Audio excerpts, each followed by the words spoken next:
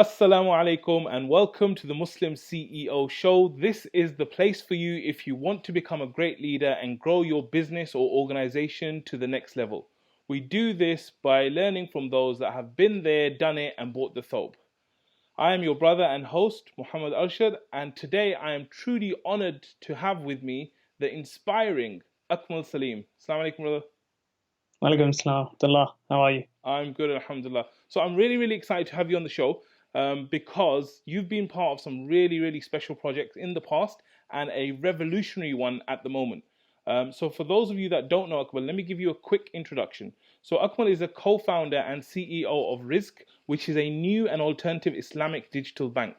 Akmal believes to leave a legacy, you have to be obsessed with a vision. His vision is to impact the world through entrepreneurial leadership, enterprise, and ethical finance. Akmal is passionate about disruptive technology that positively impacts the course of society. For 10 years, Akmal has been building and leading businesses globally with multiple exits. He's versed in building companies from the ground up in the Muslim space. Pushing the limits of possibility, Akmal is on a mission to change the way Muslims bank in a digital evolving world and pioneer the lifestyle banking industry. So there's so much we're going to go into, inshallah, but I want to save it for the rest of the show. But let's begin with my question I ask everyone. What was 10-year-old Akmal like? It's a good question. I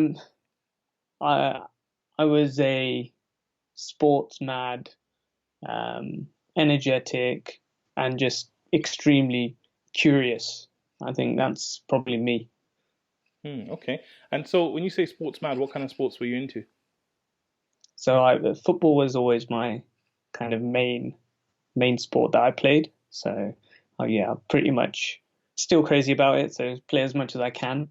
Not getting much of that at this moment of time, but And do you remember what you wanted to be at that age, or was there anything in your mind in the future that you wanted to do? when I was younger, there was only one profession for me, and that was to be a pilot. Hmm. That was it. Why a Yeah. pilot? I know. I just the notion of traveling, even when younger, it was just something quite inspirational to me from a young age, and so that was always the kind of dream. If I'm being honest, yeah, it was always to be a pilot. Okay, amazing. So at 10 years old, we've got Akmal who's very energetic. He's very sporty. He's thinking that traveling is really cool and everything. And then today, alhamdulillah, like you're leading the way with Rizq, mashallah. So I just want to kind of delve into the story a little bit because obviously, for those of us that know you already, we know that you've done some amazing projects, amazing work. Like I wanted to start really with Brand 786 because this was something very special. So just tell us a little bit about what was Brand 786? What is it? How did you get into it? How did the idea come about? Sure. So my background, for those who know me, is that I'm actually not from the banking industry. My background and kind of core expertise is in communication and branding. Um, After graduating, I worked within kind of search engine optimization for a brand called Thomson Local, which I'm sure some people will remember. And after working there for about 18 months, it wasn't for me. Like working for someone else wasn't really something that drove me on. And we were in the middle of the recession at that point, and I wanted to quit and start my own business, essentially. And I'd kind of already started picking up projects, and I'd failed a few businesses before this point anyway. So it wasn't like I wasn't doing stuff like part time whilst I was working and stuff. I was still building. Brand 786 had actually started whilst I was working for Thomson Local, and I was starting to pick up projects and start working on some branding projects and stuff like this. And then I kind of just said to my dad, right, I'm going to quit my job. And he wasn't very happy about that because they were promoting me and we were in the recession. So he was like, what's happening? Like, you've got a secure job. They want you to stay. So, why are you going to quit your job at this time? And but I kind of insisted, and alhamdulillah, I managed to convince him, and so I did it. After I left my job, what was the inspiration for me was I could see the kind of Muslim sector within the UK, especially within charities, and I was involved with charities at that point. I was getting involved in different kind of organizations and like looking at the landscape of what the Muslim kind of sector. Now it's got that official term, the Islamic economy. But before then, it just was just Muslims wanting to kind of work with Muslims and look at what services and stuff are out there. And it really annoyed me actually that there was no one helping charities on a branding communication level to bring them up to the same scratch as, you could say, the mainstream market. And so then my intention was for Brand 786 to become one of those brands to help solve that problem. And that was my focus. But even though after I left my job, my first client was Vodafone. So even though I had I had a kind of mission to kind of go into the kind of Muslim charity sector and help that grow, it was definitely something I wanted to go and get mainstream experience and understanding to ensure that we were doing it in the right way. Obviously, I was inexperienced in business and running an agency. So then landing a client like Vodafone as my first full-time client was phenomenal. And my second client was Subway. And wow. And from then, I just never looked back, really. Amazing. So in terms of like Muslim charities, organizations, what kind of charities? Do we know any of the charities you might have worked with, any other organizations? Yeah, I did a lot of work with Mercy Mission. I was heavily involved in rebranding Cage. So went from Cage Prisoners to Cage. That was a really, really good and an important project that I worked on, and really happy with that one. I worked with Reed Foundation. It was majority of the charities in some way or another. I had some involvement or did some campaign for them or some type of activity. So a lot of the charities at the moment that are growing, some type of involvement with them in some capacity. Yeah. Okay. A lot of them. When it comes to like the Muslim market or the Muslim economy, as you call it, kind of thing, like, is the market big enough for us to serve Muslims? Because this is one of the questions that comes up, right? Like when you're a non-Muslim and you're dealing with 60 million non-Muslims in the country, you've got a big spectrum. But when you're a Muslim and you're dealing with, let's say at the time, 1.5 million Muslims or 2 million Muslims, is that market big enough for real companies to become successful and scale up? It's an interesting question and one that gets sent my way for the past 10 years, actually. What people don't understand when it comes to markets is that just because a market is big doesn't necessarily mean that you as an organization have the capability to serve that market in its entirety. If you were to look at the average, and I haven't done this, but I'm pretty sure the results will be like similar to what I'm about to explain. But if you were to look at how many average customers a company will have within a market, you won't only certain organizations will have tens of millions of customers. If an organization has, for example, 500,000 customers or even 250,000 customers, the likelihood is that organization is going to be a fairly strong one. And so when you take huge organizations, yes, they're markets 60 million, like your Apple and your car manufacturers and businesses on that level. Of course, the size of the market is very big, and it has to be. If we were to invent a Muslim car, obviously the economics don't work. But positioning certain types of products and services within a niche for sure have the opportunity to be successful. And when you take the European market generally, there's over 25 million Muslims. And so it's a very big market. That's only Europe. So, yeah. Okay, amazing. So, one of the things we kind of saw that as part of Brand 786, you then kind of went on to work on Ma'arij Capital and Ma'arij Wealth and stuff. Like, talk us through that a little bit. Like, how did you go from doing something like branding to doing something like that? Yeah, so the next part of that kind of journey with Brand 786 is that I had a Saudi group invest into Brand 786 and franchise it out into Saudi Arabia. The market was big there. I was always looking at an opportunity to go into the Middle East. That was an aspiration of mine when I was building that business, and alhamdulillah, I had the opportunity. Once it got invested into, I then actually made the decision to move to Saudi Arabia and lead Brand 786 from there. The team grew to about 50 globally. We were serving both the UK and Middle East market, and very quickly I started to build a lot of really good projects within Saudi Arabia, with some of the biggest companies in the region, some of the biggest families, and then I was dealing with that.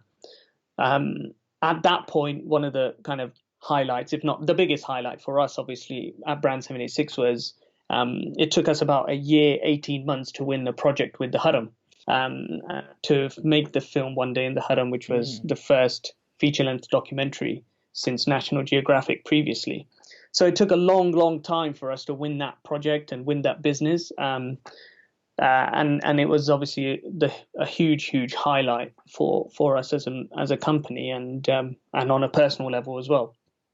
At that point, actually, I had the opportunity to then exit from Saudi business, and I felt it was the right time for me. I wanted to experience what an exit would look like, but also I had bigger aspirations than just to run an agency. The agency is very important to me, and it's always very close to my heart, of course.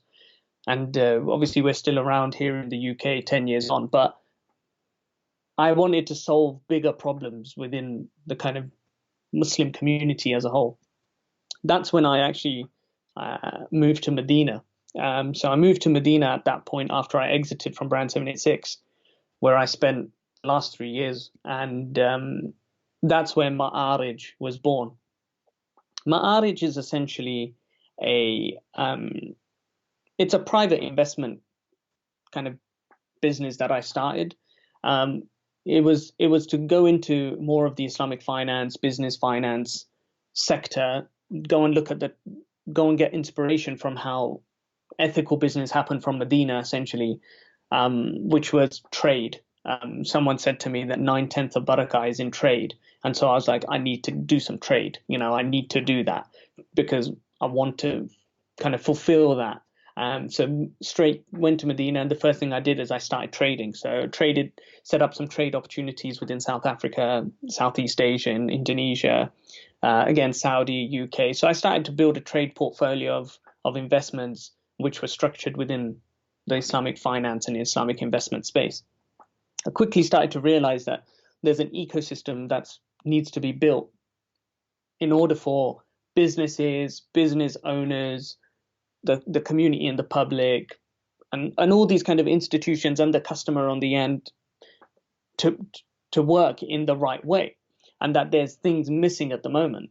When I was building businesses, I've always struggled to find Sharia compliant finance, for example. It's been difficult to grow businesses, and I have endless people asking me on a daily basis what opportunities are out there for people who want to build their business in a quote unquote halal fashion from a finance perspective. And the truth is that there isn't much at all.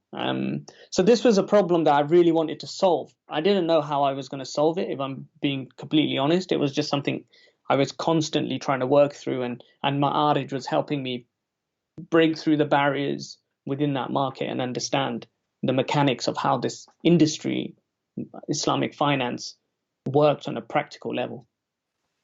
Amazing. I mean, we're going to talk about One Day in Haram because I think it's an amazing thing that you guys did, mashallah, tabarakallah. I think what I wanted to ask you is that because you're dealing in capital and your investments and stuff, one of the questions that a lot of people ask, especially like budding entrepreneurs, is like, how do I get funding? Like, I imagine I've got a really good idea. I want to go out there. It needs money, capital.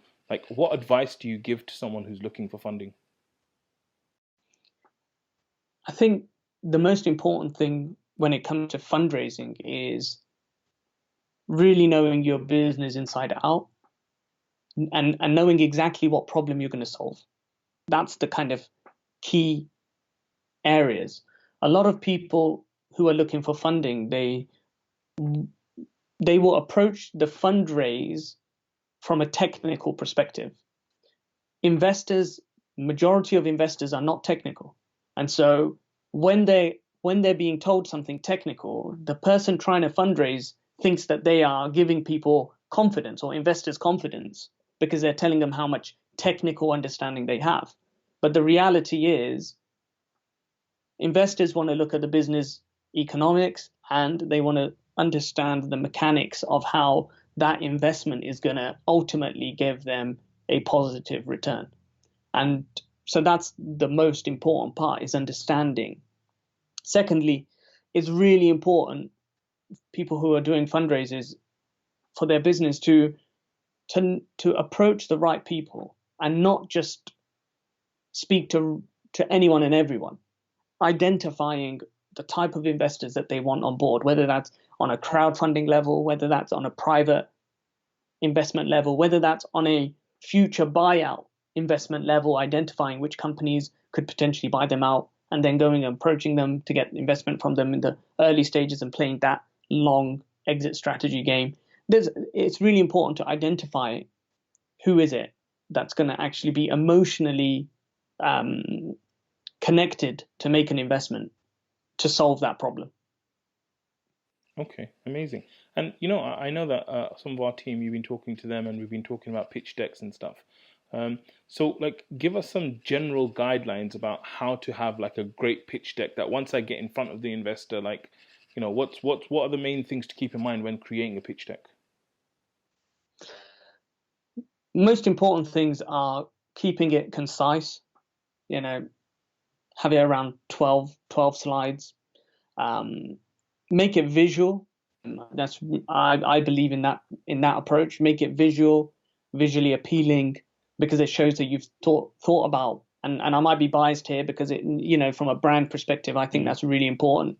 And so I want to see that. People want to see that. They want to relate to that. That you can communicate on a level in the market which people will be able to understand and resonate with. Have the economics available so that people can fill the gaps. A lot of people put the pitch decks really content heavy because they want to explain the nuances of their business to the investor. But that's missing the point, because an investor, most likely, I'm not saying all of them are like that, but majority of the investors have a ability, the good ones, they have the ability to understand and fill the gaps, regardless of what type of business it is. And so giving them parts of the puzzle enables them to fill in the rest. And that's what makes sense to them. And once they've solved that problem in their own mind, they're more likely to invest. Okay, amazing. So I want to kind of just move on to, One Day in the Haram. So it's very interesting because this is like a full-blown, documentary that is available on Amazon Prime. It's got one of the highest ratings I've seen for a Muslim film on IMDb and all these kind of things. So just tell us, like, for those that haven't seen it, what is One Day in the Haram, and why did you guys think it was important to kind of make that, and how did it all come about in terms of you actually winning it? Because you said it took a long time. Yeah, sure. No, to be honest, with this one, my business partner at the time in Saudi, he really wanted to go into film. Like, this was a really big thing from when I knew him. And my business partner, just so you know, like, I actually went to university with him. So we studied together at Aston, and that's where we met. And he was on a scholarship from Saudi Aramco at Aston. And so after I graduated, he was a couple of years younger than me. We reconnected, and that's when he decided that he wanted to bring Brand 786 out into Saudi Arabia. So university connections, networking, all of that kind of comes into that. Is really important. Having good relationships from university. But he was really passionate about wanting to create some film which was going to be positively pushed out in the world. And I really liked that about him, actually. And one of the first things when we first started in Saudi Arabia, before we even had an office, before we even had anything, he was just constantly telling me, I want to win a project with the Haram and the Riyasa, as it's called in Saudi. And they were like, I want to win that. And I was like, look, if you can win a project with the Haram, I'll be like, you're a legend. So, mashallah, he just continued pushing and pushing and opening doors and connecting and pushing, and after about a year, we got the opportunity to have a conversation with the prince and some of the kind of religious ministries within Mecca. So he kind of just got his foot in the door. That was after a whole year of trying. Now it was about them saying, okay, we're interested. Then it took us another year to pull together the whole mechanics of the project itself. So we had to essentially get a sponsor from Saudi Arabia to work with the government to fund the film. So it wasn't going to just be a project separate. So the government would have a sponsor. The sponsor would then work with the government, because it was obviously going to cost a lot of money. So we had to then find that sponsor, take it to the government, and say, look, we found these guys now. They're the ones who are gonna fund it or co-fund it, and we're gonna pull it together. And this is what the whole business case, you could say, or the case of making this is. So that took about another year, and then it took about 6 months to go through all the contract phases and stuff. So all in all, I mean, the aspiration was there from 2.5 years, but from the moment we actually got like our foot in the door, it took about 18 months to win the project. And then we signed the contract. I brought the director, Abrar Hussain, everybody will him. Yeah. So we hired him, brought him from the UAE. He then took a lead on taking and making that project a reality. Amazing. And so, I mean, I've seen it. It's like made really, really well. What was the kind of intention in the sense of for that movie? Because there's so much about the Haram, there's so many documentaries, all these kind of things made. What was the kind of main angle and the kind of way that you wanted to come with it? The most important thing was about giving people that inside understanding of how the Haram operates. Like for those who've been, obviously there's this incredible spiritual journey that they've taken going to do Umrah or Hajj. But the way that the Haram operates, I actually believe it's not given enough credit.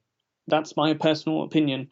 Having lived there, having worked with obviously the government and how they organize Hajj and how they organize, and having spoken to people within the ministries, I have friends who work within the Hajj ministries, and like to understand the logistical operation that needs to take place every single day, not once a year for Hajj. We're talking hundreds of thousands of people daily, and to do that with relatively no incidences, it's an incredible thing, and there is a lot of planning, preparation, logistics, and to make that all connect and flow. And so One Day in the Haram was really there to show that in a light which had never been shown before, moving on from just the vast amount of people that are visiting and how it needs to operate. Amazing, wonderful. I think it's really, really great. I want to talk about like the meat as I see it, because I think it's going to be so interesting to talk about risk and stuff.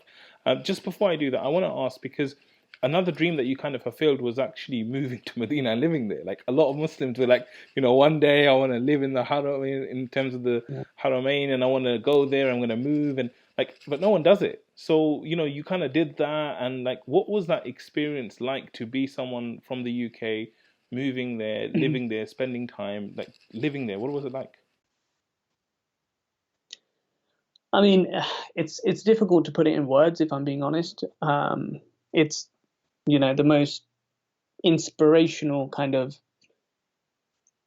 part of my life so far, the last 3 years, having spent time there and lived there, and having a connection there. So like, knowing that I've got an apartment in Medina that I can go to at any point, inshallah, with things obviously on lockdown at the moment, but like just knowing that I've got a base in the city of the Messenger, Sallallahu like, is something that gives me great comfort. It's, I don't know what, I mean, again, how did we get there? It was quite an interesting story, because at the time, after I exited from Brand 786, I'd spent a bit of time in Indonesia, and the market in Indonesia was really big, and I could see so much opportunity there. And I'd actually me and my wife, we had actually decided that we would then move to Indonesia. So that was kind of done, that we were going to probably move to Indonesia, go and spend a few years there, develop some businesses. I had some interesting conversations with a lot of people out there. We were developing some businesses out there. And as we were kind of making that plan, our aim was always to go to Indonesia and then one day come to Medina. Like that was the kind of long-term plan. But I had a family member, one of my wife's kind of family members, her auntie came to Medina, and so we went to visit her. And whilst I was there, I was like, you know what? I'm just going to go. I've got a few friends here. I'm going to go and just speak to them, see, we're going to make a move. Let's just have a really interesting, just look around. Can we move to Medina now? From that trip, we actually ended up moving to Medina within I think it was 3 to 4 weeks. Wow. Everything kind of just fell in place. I found an apartment. Moving was really easy. It just flowed, and before we knew it, we were actually in Medina. So it was an interesting kind of experience. So yeah. Okay, wonderful. So let's talk now about Rizq, right? I'm really, really excited by it. I know when we had dinner recently, we talked a lot about it. Like, tell us, what is Rizq? What problem does it solve? And how did it all come about? It came about, I think it came about because some of my co-founders, they approached me and they said, look, we've got a proposition for the Muslim market. We built this and we want to take this to the market. And, we want you to come in and lead that proposition, build it out, and go for it. And so then I started looking into the actual need. The need generally within the Islamic finance space is there. We know that. But this was obviously banking, which was a different thing. And most people, when they think of banks, it's like, oh my gosh, it's a bank. How do you create a bank? And, there's that really huge thing. And it wasn't too dissimilar to what I was thinking at that time as well. I was like, okay, how are we going to create this institution which is going to literally change the way Muslims interact with money, full stop? And that was an interesting kind of reflection. Is like, okay, but as I dove deeper and deeper into this problem, I realized how right now is the perfect time on a digital level to create this proposition for the Muslims. So essentially, Rizq is the first in the UK. We are the first fully digital alternative Islamic banking application, which has a debit card and a deposit account facility. We're not launching with any banking products, any lending products. It's just purely a retail banking solution. And it's made in the package of a Muslim lifestyle and how Muslims in the West interact and spend and work and live. And that inspiration came from when I started to look back in history. If we just put aside what banking means, or that the whole banking system, and we just put that to the side, right, wrong, structure, whatever. There was always a quote unquote banking system, even during the time of the Prophet ﷺ, with the Bayt al-Mal and the way the zakat would flow through the communities. Whether you take further history back into looking at how waqfs were so prevalent within the Turkish and Ottoman Empire, and that was just something which was ingrained in society within the Muslims, Whether the waqf from a banking perspective, it's all about how the money flow is between Muslims and businesses and sustenance and rizq, and that's where obviously the brand came out of, because rizq for me just summed up everything. But it was in history, the banks were created to solve a personal banking issue. That was the first thing that they were created for. And within the kind of Islamic banking, Islamic finance market, whenever an Islamic bank has come into the market, it's always came to solve more complex issues from the beginning, like mortgages, credit cards, overdraft facilities, etc. And I just felt that that wasn't the right way to go. I felt that we need to first solve the retail banking for people who just want to have a Sharia compliant current account. And then from there, we grow outwards and we serve the need as we know there is, and develop products around that. And essentially that's what Rizq is, and the inspiration, and how it came about. Wonderful. I think, as someone who's done a lot of branding and kind of communications, all that stuff myself, when I looked at Rizq, like the way you did the branding, the name, all this stuff, I was like, this is done in a masterful way, mashallah, tabarakallah. So, and as I understand it, like you actually did the logo and everything yourself, like yourself. Yeah, so I'm obviously, on a personal perspective, it's something that I've always tried to create my own brands. That's been something that I've always wanted to make sure I do, because for me, it's actually, there's a spiritual kind of connection, and on a communications level, when you're creating a brand, it has to mean something, it has to live for something, it has to represent so much more than myself or just a company. It's got to have all of that in there in order for it to be something successful. And so, yeah, I did a lot of the stuff. Majority of it was obviously me working on it and developing it. My agency, Brand 76, did give us a hand on various levels to execute some of those areas as well, which was really helpful. But yeah, the inspiration was there. Yeah. I mean, it's interesting because I was telling my brother, so I'm going to speak to Akmal, and he's like, "Who's Akmal? What does he do?" And I said, "Look, he's got this thing called Rizq," and he's like, "It's like banking," because my brother's into like finance and stuff, and he goes, "Rizq, yeah." I said, "Yeah." He said, "That sounds like risk," and I said, "Yeah." And I thought, you know what? That's exactly why it's so clever, because risk is that dodgy thing which you're not sure about, right? Whereas Rizq is like the guaranteed thing. So I just Yes. thought like the choice that I can't believe that someone didn't take it already, really, in terms of like a banking app. So I think it's very, very clever, very interesting, mashallah, in the way that it's done. And I think with the recent kind of emergence of challenger banks and stuff, I'm so happy that alhamdulillah, finally we have an alternative for Muslims. What I wanted to ask though, because this is, I think, the big question on everyone's mind about Islamic finance, and because maybe we're so used to living in a riba world, it's like it's very hard for us to think, okay, so this is what banks do. They lend money, and by lending the money, they have a charge on it, and they basically charge more than they give others when they take their money, right? And so they make lots of money through that, and riba, they make a whole load of money. How are we going to make money as a bank without riba? Like, is it possible? How would you do it? And like, tell us a little bit about how will it work? Well, this is where the banking world, or the finance world, is the Islamic finance world naturally has been born out of conventional banking, and and people who have gone from conventional banking into Islamic banking, for example, they've naturally taken over legacy and history, in terms of how banks operate. And so it's they've only been able to try and look at solving the Islamic finance banking problem from that perspective, and they've done phenomenal work. Look, I think it's really important. I want to, just state that the people within the Islamic finance industry have done incredible work.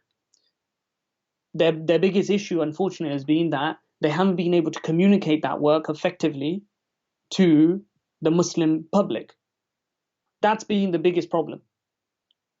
It's not that they haven't put in systems, structures, thought leadership. They've done that, and I know that because I've looked into this significantly, obviously, to be able to bring out a proposition like this. However, there's a huge disconnect between how finance people in general communicate to the public and the people who use their service. That's been the biggest problem, I believe, within the Islamic finance industry. Moving on to the actual question, like how are we going to make money? Well, that's the thing. When you take a product or a service and you look at monetizing it from different angles, it's easy to build revenue streams. It's very easy to build revenue streams. When you only think of banking from the perspective that you can only make money from interest, then you won't ever solve that problem, because you're trying to solve the problem by substituting interest to make money or make your banking application or make your bank viable. For us, we took several decisions which have led to us being operationally and economically viable, because firstly, we don't have a banking license. Not having a banking license means, we can't call ourselves a bank, and we don't have the ability to lend products or create products which lend and hold deposits inside of our bank accounts and invest them. But that's okay. We don't have a problem with that, because by not going down a banking license, what we've done is we have now access to 25 million Muslims across Europe, instead of having access to 3 million Muslims in the UK, because we were a bank created in the UK. So scalability now suddenly gives us an opportunity to monetize. So and that happens through the service level of banking, the lifestyle elements that we're creating, things like sending money abroad and the cashback programs that we're pulling together, and various other things that we've kind of worked on, which will be evident very soon, inshallah. Okay, amazing. I think this is very interesting because I was interviewing a Dr. Amjad Saqib, who is the head of an organization called Akhuwat, and they do microfinancing loans in Pakistan. And he was telling us how he took it from, mashallah, from $100 to $900 million, right? And what's amazing about that is completely interest free, and everything they've done is built upon the sunnah, like their whole thinking, everything. So I think for you guys to come, and what you said is very interesting, because what you said is that what's been happening up till now, even though the Islamic finance guys have done a great job, they've been taking an existing paradigm and trying to adapt Islam to that. And what you guys are doing is coming with a completely different paradigm to create something revolutionary, mashallah. So I think that's wonderful. I think the other thing that is really important to mention is that, obviously what happens is when you start trying to make money and all this, sometimes you can fall into gray areas, but you guys are very strict with that. I remember when we were talking, you were telling me about Sharia compliant work contracts. Just tell me a little bit about that so we understand the kind of philosophy that you're trying to build. Yeah, sure. So a lot of people, they message me saying, oh, but how are you Sharia compliant? How are you Sharia compliant? And the first thing I say to a lot of the people is that, look, Sharia compliant is not a stamp on a product, because that's how people see it. They say, oh, as long as I don't have interest, I'm Sharia compliant. No, that's not actually true. If you might have an interest-free bank account, but if your contract with your employees is not made in the right way, then technically it's not Sharia compliant. If our vendor contracts aren't vetted correctly, there might be clauses in those contracts which nullify certain things from a Sharia perspective.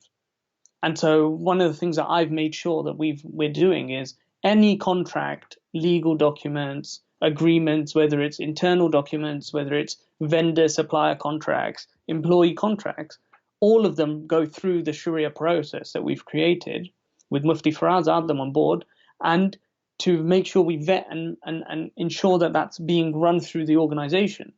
I'm not just going to create a stamped product which is Sharia compliant. That is going to live through the organization in the way that we work, act, engage, interact with Muslims, non-Muslims alike.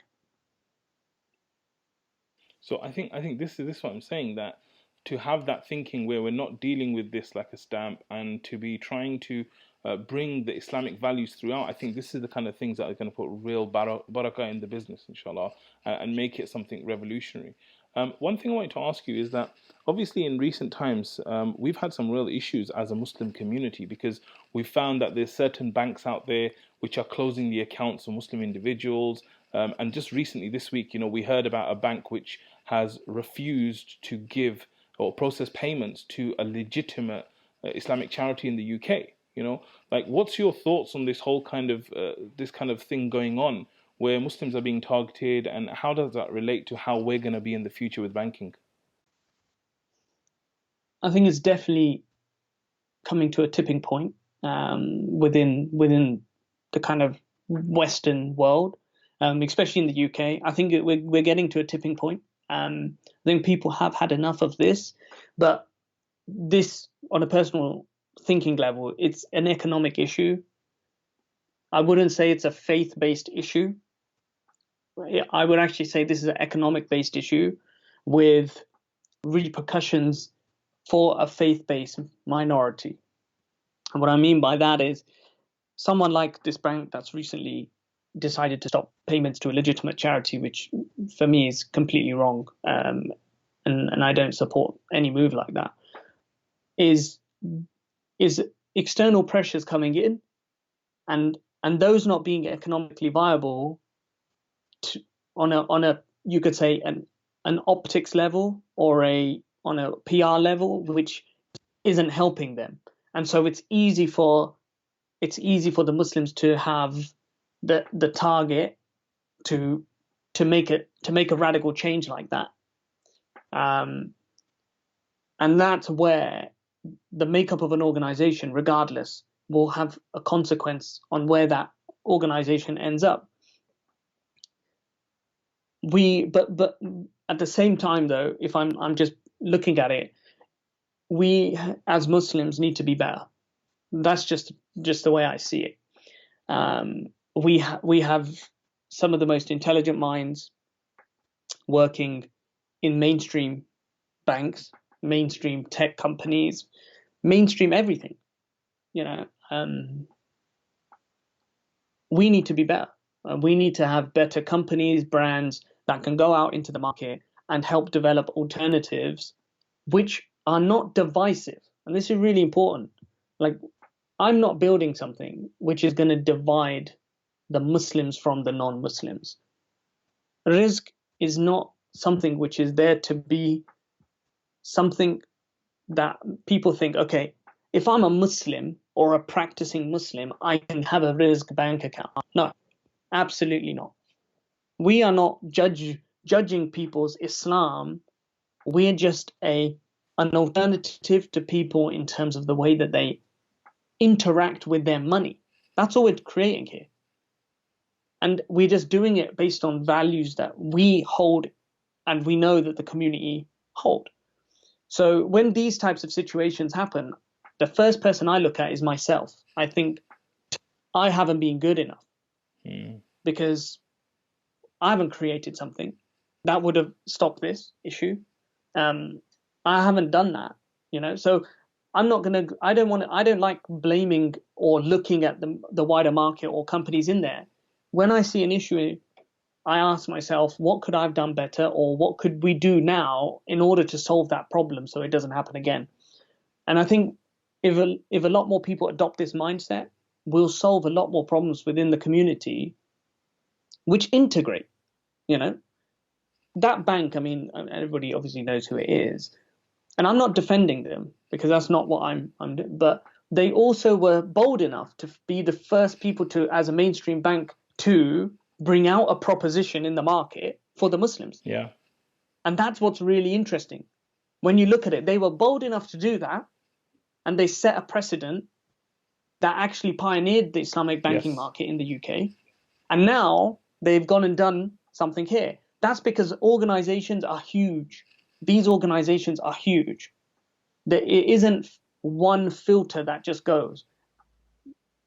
People make decisions in certain areas of the business that have a huge consequence on other areas of the business, And I think as Muslims, we need to be more intelligent about how we perceive these issues and what actions we should be taking on a personal and a wider community level to solve them.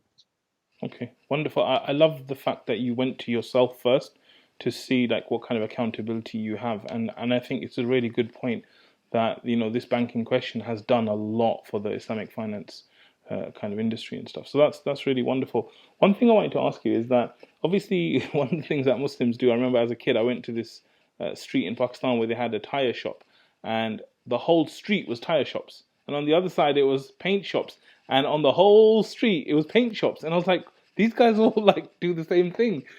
So what we're gonna see is a lot of different challenger type banks and things coming out in the Muslim market. You know, there's so many Muslims, they all want to do this stuff, and in other parts of the world, we know that there's some guys who have started, and I know that you're in touch with them and stuff. How is Rizq gonna like compete? How is it gonna have something that's different to what everyone else will be doing and the newcomers that will be coming in the coming years as well? I think on this front, it's going to be an interesting thing. For us, though, I think it's in the name. Our Rizq is written. So I actually want more Muslims to create banks in the market. Whether that's fully fledged banks, whether that's digital banks, whether that's, I want this digital space to just get bigger and bigger, because at the end, because it's going to have really good consequences on the standard. People can't get away with having substandard products. That's the first thing, because we are integrated with the modern mainstream ways that we work. So no product will survive in this market unless it's good enough. Simple as that. So it's going to raise standards. It's going to push people to be better. It's going to make us work harder, stay ahead of the curve. It's good competition. It's good, healthy competition. What are we going to do different? I think, look, we've been the first to have launched in the App Store for pre-order. We've got the first mover, obviously, advantage on that front. But we have really interesting things that are going to be coming out, and it'll be clear in terms of how we are different to people, whether that's just at the rate that we're developing technology, things which are solving problems for the Muslims. And I'm really, really excited. Like I'm actually want to tell you so much of it, but I can't. But like when the product launches, you're going to see something which is really, really intuitive, works well, just like every other application. Someone said to me, who were testing the application, we're in the test phase, and someone said to me, they goes, this is actually challenging mainstream banks. Forget Islamic banks. They were like, this is like on that level. And it was really good feedback to hear that we're really pushing the boundaries. And that's down to the team we've got as well. You know, the guys in the team are phenomenal. They're really looking at it from fresh perspectives, and pushing each other to make sure that we bring the best product out possible. Amazing. So what I wanted to ask, because I just want to move on to leadership now and talk a little bit about that. But before I do that, two things I want to ask. One is the guy who's watching this and thinking, that sounds amazing. Like, I want to be a part of that. How does the everyday consumer get into this like app, and how do we download it and become a part of it? That's the first one. And then the second one is that there's people who are watching who obviously are investors and people who kind of go out and like to invest in stuff like this. And I know you guys, mashallah, have already raised lots of money. How do they kind of get involved in terms of like maybe funding it or helping with finance? So the first thing, on a customer level right now, people can go onto the App Store, and they can pre-order the application. So by pre-ordering the application on iOS, when we go live, it will automatically download onto their phone. We're going to be in the Play Store, inshallah, very soon as well. And again, once that goes live, people can just go in, pre-order, and then when we go live, it will just be ready for them to use. People will be able to set up an account within 10 minutes, 15 minutes, not 5 days, which is going to be really nice for people. It's all obviously done through digital means. So the onboarding process from a customer's perspective is really easy. We're going to be launching our website within the next week or so, hopefully, inshallah, and we're going to have a lot more information on there about the product. We're going to be announcing a lot of partnerships that we've just done, some really, really cool ones that I'm excited to announce. So I'll be doing that through my LinkedIn and through our social platforms, which people can keep engaged with. In terms of investors, we are closing around now, so we are close to that. And I think that there's not much more capacity, to be honest. However, we will be, inshallah, running a public crowdfunding investment through one of the platforms in maybe around 6 months' time. that will be there because I believe that Muslims in the UK should own their institution in some capacity, whatever that is, and whatever level they want to at. And so I want to open that for people to come in and invest whatever they want, and be part of that journey. And one of the commitments that I have, and inshallah, I'm working hard to make sure that this is fulfilled, is I want to bring as many people in from the customer level to help shape the experience of what Rizq becomes. And so I don't dismiss anyone who sends me a message on LinkedIn. It takes me hours to respond, but I respond to everyone. So people can send me a message. It might take some time, but I will respond to them, because I want to know who's going to be using the application, what their motivations are, what they feel, and that feedback is really important to me on a personal level. And so we will be shaping this organization through the people who own it but use it. Okay, amazing. That's wonderful. You know, one last question I forgot to ask you about Rizq, which is a very important question, right? As a Muslim who, or even a non-Muslim who likes the look of Rizq, likes everything about it, and says, right, I'm going to put my 10, 20, 30 grand in there.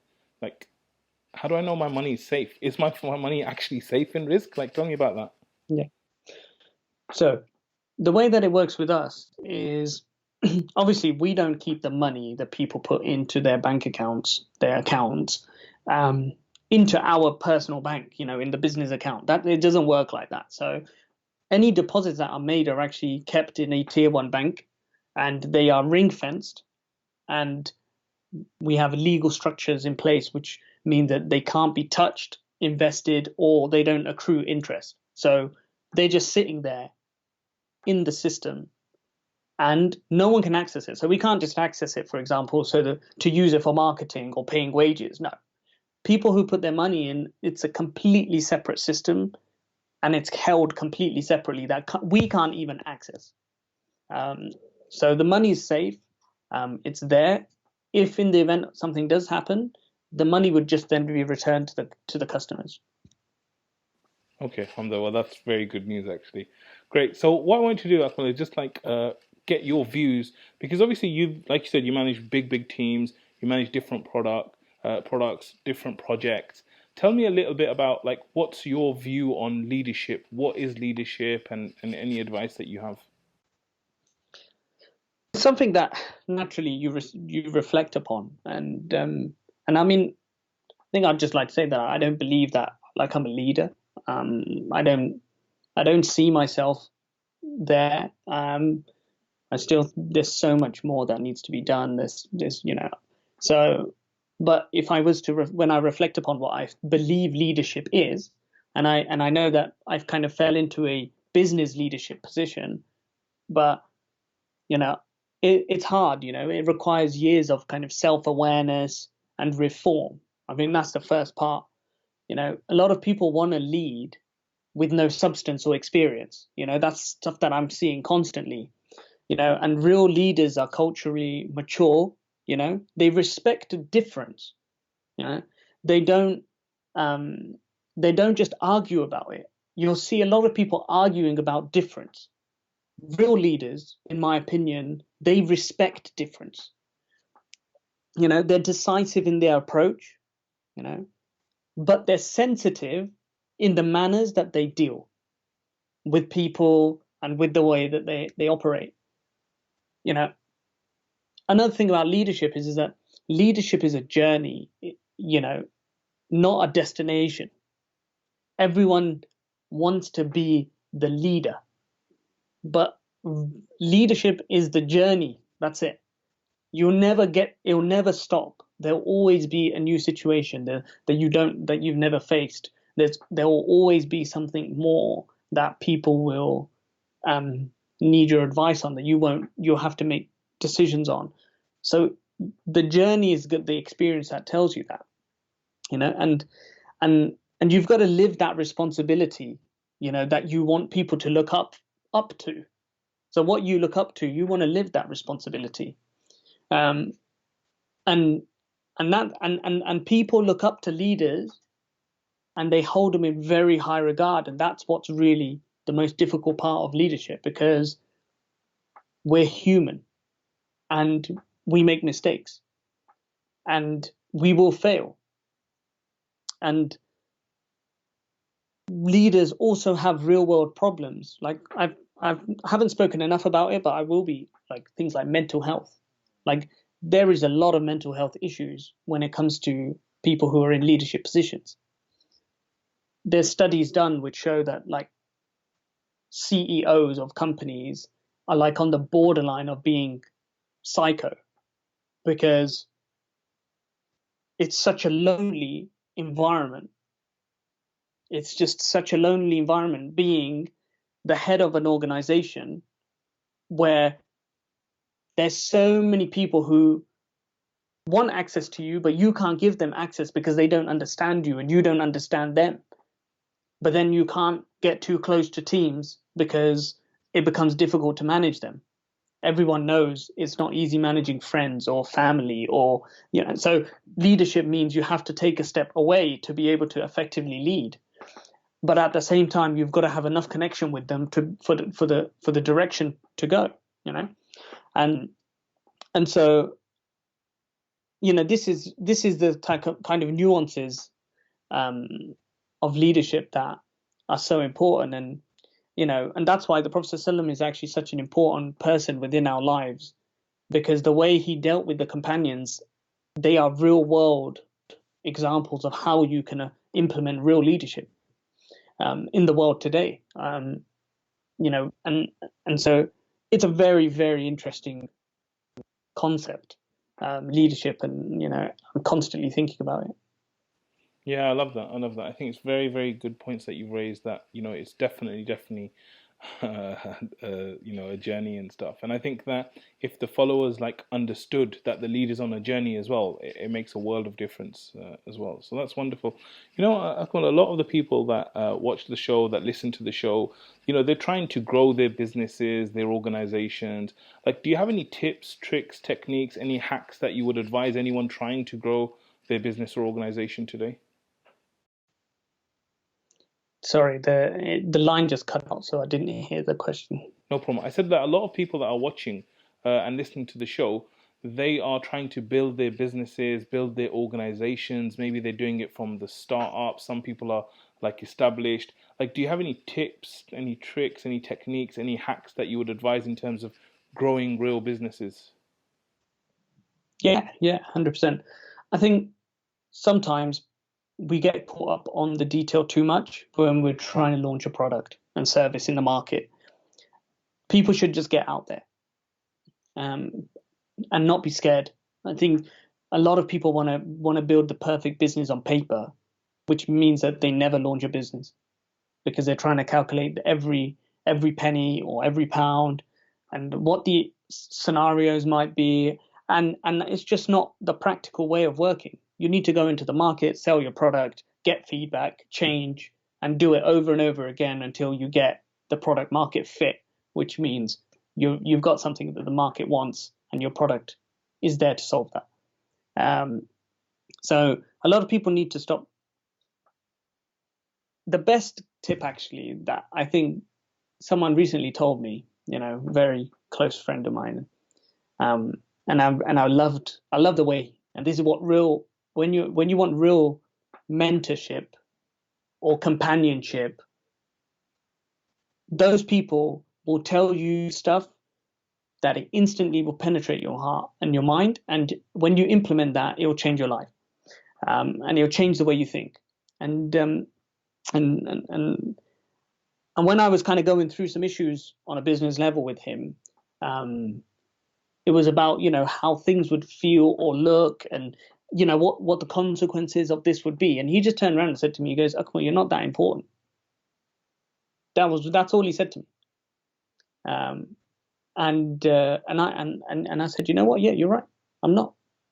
You're 100% right. We sometimes get caught up thinking we're really important, but we're not. And we think that what we're doing is actually really important, that it's going to occupy a lot of people's minds, and that they're going to be home sitting thinking about you and what you're doing with your business. They're not. So take that out of your mind and just be confident in what you're doing. Certain people will support you, other people will challenge you, other people won't like what you're doing. As long as you know who you are, as long as you know what you're doing and where you want to be, pursue it and get your product into market as soon as possible. Don't try to spend too much money on things like hiring people too quickly. Don't try to spend lots of money on things like courses on how to, because learning is fine. There's no issue with that. But there's an element where you can only do the learning once your product's in the market and you've got a real customer saying, no, I don't want your product. Why? Because of this. No book's going to tell you that. It'll tell you a technique on how to go and sell. But if your product is fundamentally not right, only when you're in front of a customer will you get that real feedback. So this is, a few things. We could talk about this all day. Yeah. I think one thing is very interesting, because I remember speaking to this sister who had a really, really interesting idea for serving the community that was going on Hajj and Umrah. And I spoke to her and I'm like, what's the idea? And she told me the idea. I was like, wow, this sounds fantastic, really good.